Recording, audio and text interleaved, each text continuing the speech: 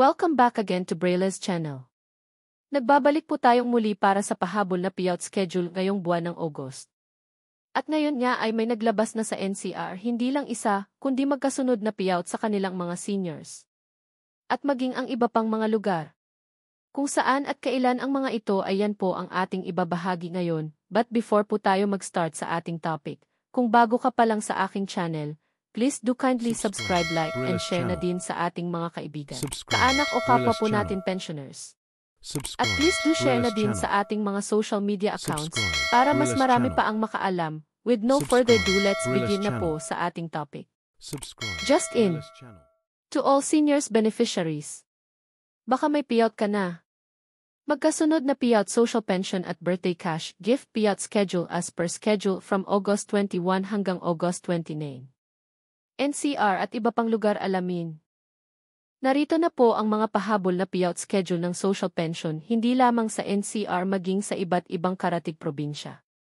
Simulan po natin sa probinsya ng Santa Cruz Occidental, Mindoro. Ang lahat ng beneficiaries ay makakatanggap ng para sa third quarter ng taon amounting to 3,000 pesos. Nakaschedule na po ang inyong payout this August 26. Kabilang dito ang Barangay Mulawin, Poblacion 1 at Barangay Poblacion 2.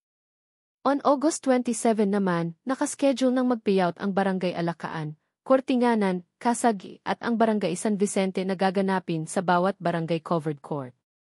On August 28 naman, ang Barangay Baranan at Barangay Datap ang nakaschedule mag-payout.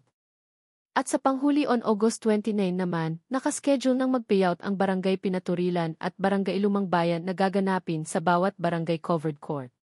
Samantala, ang next natin ay sa National Capital Region na at ito ay sa lungsod ng Pasay City.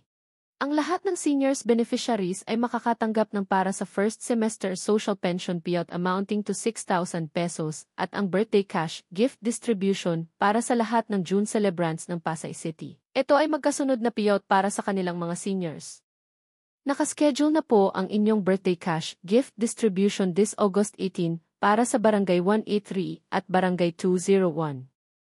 On August 19 ang Barangay 1 hanggang Barangay 59 ang nakaschedule mag-payout.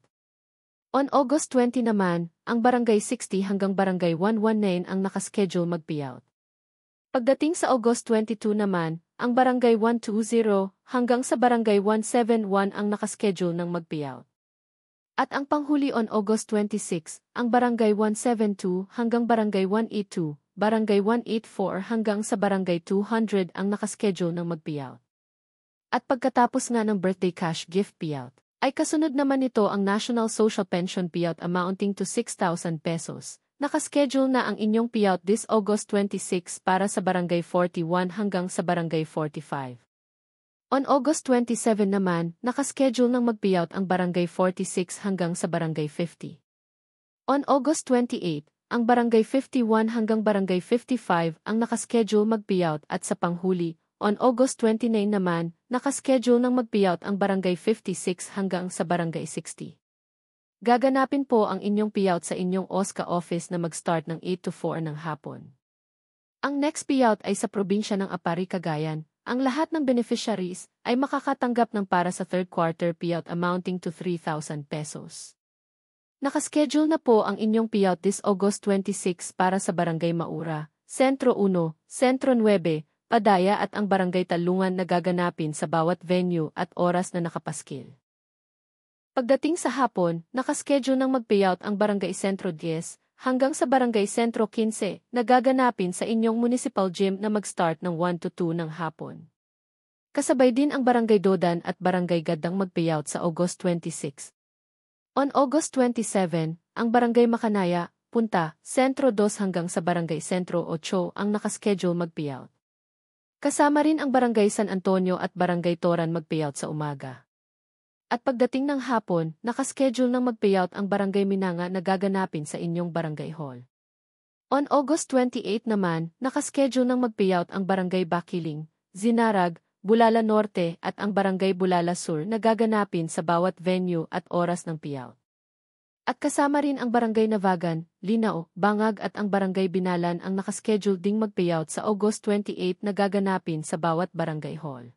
Ang next payout ay sa probinsya ng Barangay Tambacan del Carmen, Iligan City. Nakaschedule na ang inyong payout this August 26 na gaganapin sa Barangay Tomas Kabili Gymnasium. At ang panghuling nagpahabol ng payout ay sa probinsya ng Barangay Hinaplanon del Carmen, Iligan City. Nakaschedule na ng inyong payout this August 27 na gaganapin sa Barangay Bagong Silang Gymnasium na mag-start ng 8 to 3 ng hapon. Sa mga may katanungan o hinaing sa kanilang social pension maging sa status ng inyong application, at iba pang benepisyo, ay maaari po kayong makipag-ugnayan sa inyong mga barangay o OSCA office para sa agarang kasagutan. That's it. Sa ngayon ay ito pa lamang ang mga latest updates sa inyong social pension payout para sa Pasay City at iba pang lugar. Sa mga wala pa ring payout ay manatili lamang po kayong nakatutok sa aking channel para sa mga upcoming payout updates at iba pang informative videos na para po sa inyo. Marami pong salamat and God.